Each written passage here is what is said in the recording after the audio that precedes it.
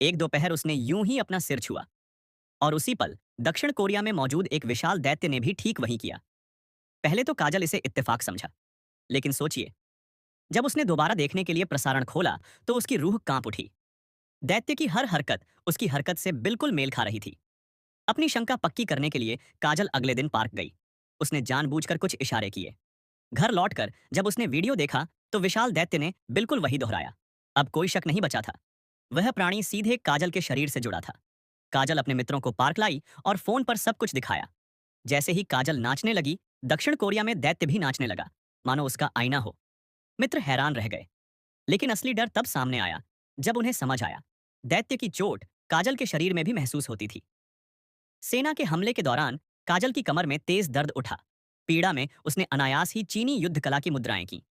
उसी क्षण दैत्य ने भी वैसा ही किया और एक सैन्य हेलीकॉप्टर नष्ट हो गया। उस एक गिरावट से दक्षिण कोरिया की कई गगनचुंबी इमारतें ढह गईं। सैकड़ों लोगों की जान चली गई। अपराध बोध से टूट चुकी काजल पार्क लौटी। उसने जमीन की ओर इशारा कर लोगों को हटने का संकेत दिया। फिर घुटनों के बल बैठकर अपने हाथों से क्षमा याचना लिखी और वादा किया कि वह फिर कभी वापस नहीं आएगी। हैरानी की बात यह थी कि लोगों ने उसे माफ कर दिया। काजल ने अपना वादा निभाया। उसे लगा सब खत्म हो गया है। लेकिन एक सुबह खबर आई कि दक्षिण कोरिया में एक विशाल रोबोट तबाही मचा रहा है। कुछ गलत महसूस करते हुए काजल पार्क पहुंची। वहां उसका मित्र नुनू अजीब तरह से हंस रहा था, जमीन पर जोर से पैर पटक रहा था। तभी काजल समझ गई, अब नुनू उस दैत्य से जुड़ चुका था।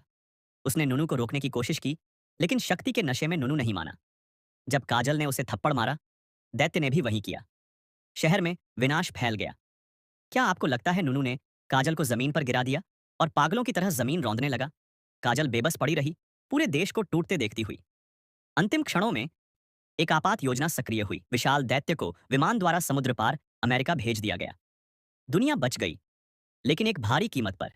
उस दिन के बाद के काजल वह दैत्य फिर कभी साथ नहीं देखे गए।